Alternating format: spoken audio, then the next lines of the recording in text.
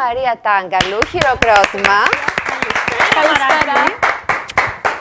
Τι κάνεις? Καλησπέρα, μια χαρά, πολύ χαίρομαι που σας βλέπω. Έχουμε να τα πούμε περίπου ένα χρόνο. Ένα χρόνο και πάλι εδώ. Να σε συγχαρούμε για τη διάκρισή σου. Βγήκες πρώτη στην Διεθνής Εβδομάδα Μόδας του Βερολίνου. Συγχαρητήρια, γιατί το αξίζεις. Ευχαριστώ πάρα πολύ. Ευχαριστώ, ήταν πολύ δυνατή. Αυτό ήθελα να πω, ότι πέρασε ένας χρόνος και έχουν αλλάξει τόσα πολλά, προς το καλό φυσικά. Ναι. Γιατί μετά την εβδομάδα μόδας την οποία διακρίθηκες εδώ στην Ελλάδα, πήρες και μια νέα διάκριση στο εξωτερικό. Ναι. Πολύ σημαντικό για νέους δημιουργούς, και να το πούμε αυτό, γιατί πολλά παιδιά που ξεκινάνε τώρα στο χώρο της μόδας, ίσως νιώθουν ότι είναι ένας χώρος δύσκολος, που δεν θα μπορέσουν να προχωρήσουν μέσα σε αυτό. Κι όμως, είσαι παράδειγμα προς μίμηση, τα κατάφερες και έκανες ακόμα περισσότερα πράγματα. Και ήμουν και αρκετά τυχερή, γιατί μπήκε η Mercedes-Benz μέσα στο event, οπότε... Με μια τόσο δυνατή χορηγία, όλα πάνε ακόμα καλύτερα και την ευχαριστώ πάρα πολύ. Και πώς αισθάνθηκες όταν σου ανακοίνωσαν τα αποτελέσματα? Πίστευες ότι θα για αυτή τη διάκριση? Όχι, ήμουν πάρα πολύ ήρεμη. Ήμουν πολύ χαλαρή, πήγα για να δείξω τη δουλειά μου και κάποια στιγμή άκουσα απλά το όνομά μου. Δηλαδή δεν άκουγα τίποτα, απλά κάποια στιγμή ακούω το όνομά μου και λέω ναι, οκ, τώρα ζω σε ένα όνειρο, πραγματικά. Ναι, και ειδικά όταν, επειδή δεν γνώριζα και το βραβείο, μόλις άκουσα ότι είναι εξωτερικό, τρελάθηκα. Σήμερα, ωστόσο, θα μας μεταφέρεις τις γνώσεις σου, τη δημιουργικότητά σου όλη. Θα μας δείξεις πώς μπορούμε να φτιάξουμε λουλούδια με τα οποία θα διακοσμήσουμε τα ρούχα μας. Είναι μια τεχνική που την κάνεις και εσύ στα πολύ εντυπωσιακά ρούχα σου, τα οποία βλέπουμε και στο video wall. Πάμε να ξεκινήσουμε. Να μας σου μόνο πίσω για να ακούγεσαι. Λοιπόν, είναι τα λουλούδια τα οποία είχα και στην επίδειξή μου. Να δείξουμε. Τα πλάνα. Βλέπουμε και πλάνα που πραγματικά... Ναι, είναι στις στέκες πάνω. Αυτό το show είναι αντάξιο για ένα show του εξωτερικού, πραγματικά. Σας ευχαριστώ πάρα πολύ. Είσαι πολύ πάνω από τα δεδομένα της Ελλάδας, τα στάνταρτ. Μπράβο, σας πολύ. Ευχαριστώ πάρα πολύ. Λοιπόν, τι θα χρειαστούμε? Θα χρειαστούμε ύφασμα. Εγώ έχω φέρει λευκό ύφασμα λόγω του ότι για να φαίνεται καλύτερα η τεχνική. Αλλά μπορείτε να το κάνετε σε δέρμα, σε βελούδο, σε διάφορα υφάσματα. Εδώ έχω μια μαργαρίτα, η οποία είναι από χαρτόνι. Μπορούμε βέβαια να χρησιμοποιήσουμε και ένα παλιό βαμβακερό σεντόνι. Έτσι δεν είναι? Θέλουμε λίγο πιο σταθερά υφάσματα για να στέκονται τα φύλλα. Για παράδειγμα, καραβόπανο. Ναι, ή καραβόπανο, ή απλά εντάξει, έχω φέρει καραβόπανο λόγω του ότι για να φαίνεται πιο καθαρά. Αλλά μπορείς να βάλεις και δέρμα. Θα δείξουν πάρα πολύ ωραία και σύγχρονη ιδέα. Και δέρμα και βελούδο και καραβόπανο. Πάμε να το δούμε. Ωραία. Λοιπόν, ουσιαστικά έχουμε μια μαργαρίτα, έχει 5 φύλλα, την οποία σχεδιάζετε εσείς πάνω σε κάποιο χαρτόνι. Και από εκεί και πέρα, παίρνουμε την άκρη του υφάσματος, τη διπλώνουμε. Δεν παθαίνει κάτι. Αυτό είναι θερμοκόλλα. Να πω ότι κανονικά τα ράβουμε, αλλά λόγω χρόνου θα χρησιμοποιήσω κόλλα και θα το κολλήσουμε. Ωραία, οπότε το διπλώνουμε στα δύο. Παίρνουμε περίπου... Άντε και στον ηφικό σου, Χριστιάνα μου. Πολλές σπόντες τελευταία. Ουσιαστικά οπότε, παίρνουμε περίπου 1 μέτρο ύφασμα. Ναι, και μισό μέτρο είναι πολύ. Δηλαδή, εμείς θέλουμε να βγάλουμε 5 μαργαρίτες. Ουσιαστικά εγώ το ξαναδιπλώνω. Για να μας βγουν μία και καλή, με ένα κόψιμο. Με ένα κόψιμο. Πολύ ωραία πράγματα θα μάθουμε. Για να μην καθόμαστε. Πραγματικά. Και να σου πω κάτι, είναι μια πάρα πολύ ωραία ιδέα αυτή που μας προτείνει η Μαρία. Μπορούν να βγουν παντού, δηλαδή ακόμα και σε σαγιονάρες, τις καλοκαιρινές. Ανακυκλώνουμε ουσιαστικά τα παλιά μας ρούχα και τα κάνουμε καινούρια. Βάζοντας μαργαρίτες. Όμορφα. Λοιπόν. Βάλτε και τραγούδι της Άντζελας Δημητρίου.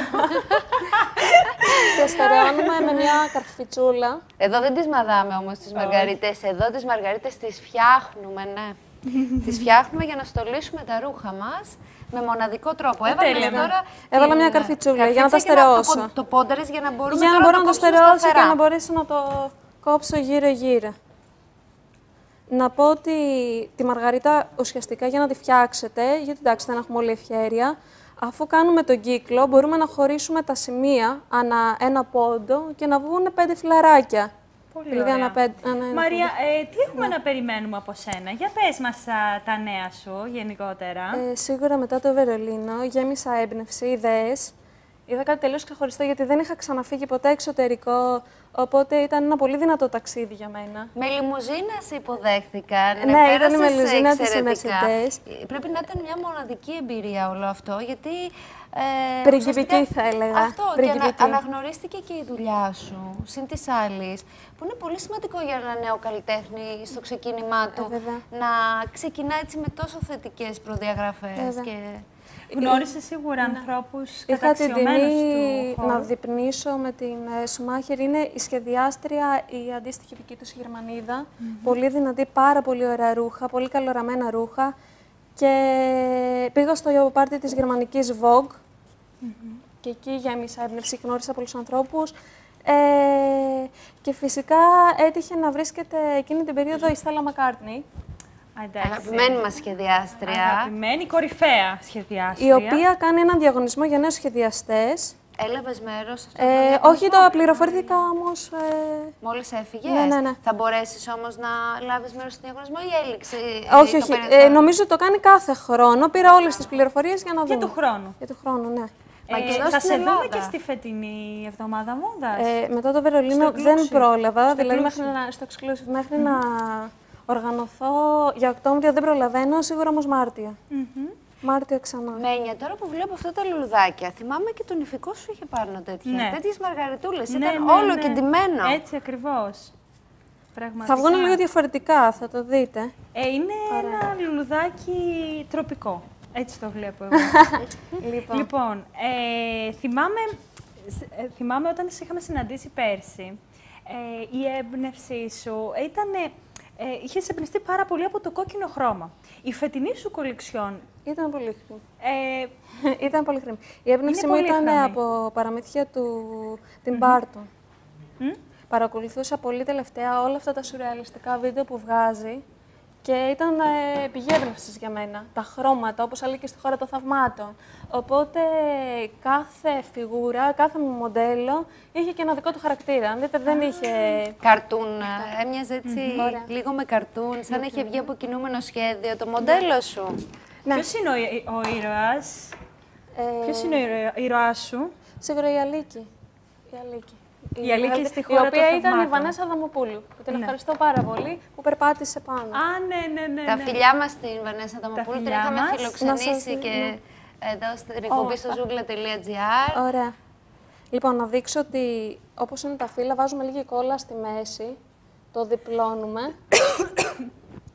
και ξαναβάζουμε κόλλα εδώ. Να ρωτήσω όμως, έτσι κάτσε να δούμε πώς το διπλώνουμε. Το διπλώνουμε και όπως μας βγει, έτσι. Όχι, θα σας πω τώρα στο δεύτερο φιλαράκι. Αυτό είναι το ένα φιλαράκι, το ένα πεταλάκι. Λοιπόν, όπως είναι το λουλούδι, βάζουμε κόλλα στη μέση και το φύλλο. Το φύλλο που έχουμε ακριβώς μπροστά μας, το διπλώνουμε αντίθετα. Δηλαδή δεν το διπλώνουμε αυτό ήθελα να σε ρωτήσω πριν. Όχι, αντίθετα. Δεν συναντιούνται λοιπόν τα δύο φιλαράκια. Όχι. Ακριβώς αντίθετα πάμε. Είναι σαν ένα λουλουδάκι που μόλις άνθησε. Μόλις αρχίζει και ανθίζει. Ναι.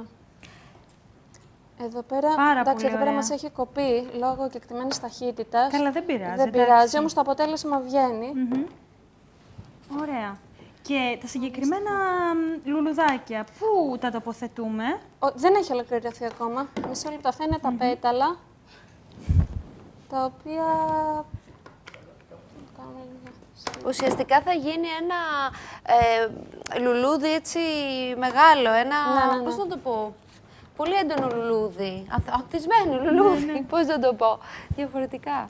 Είναι λίγο σαν ούφαρα. Ακριβώς, και ουσιαστικά αυτό το παίρνουμε ως βάση. Ωραία, το ένα μας λοιπόν φιλαράκι. Και το τοποθετείς γύρω-γύρω. Πραγματικά είναι πάρα πολύ ωραίο. Καταλαβαίνετε.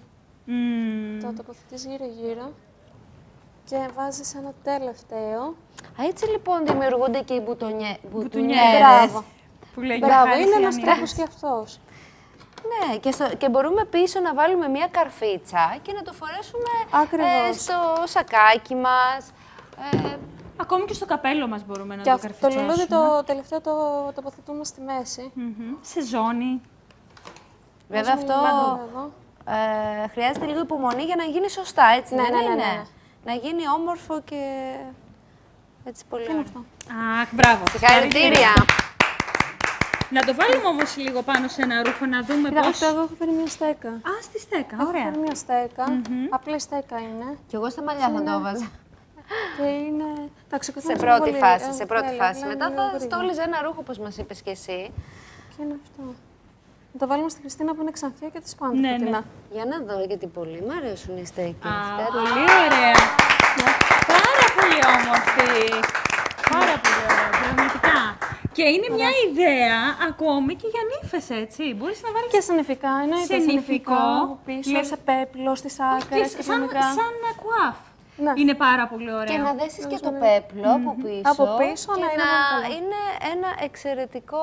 Μπράβο, Μαράκι. έτσι, Σε αξεσουάρ. ευχαριστούμε Και εγώ ευχαριστώ πάρα πάρα πολύ. πολύ. Και εγώ ευχαριστώ πολύ. Φιλάκια. Καλή επιτυχία. Χάρηκα που σας ξαναείδα.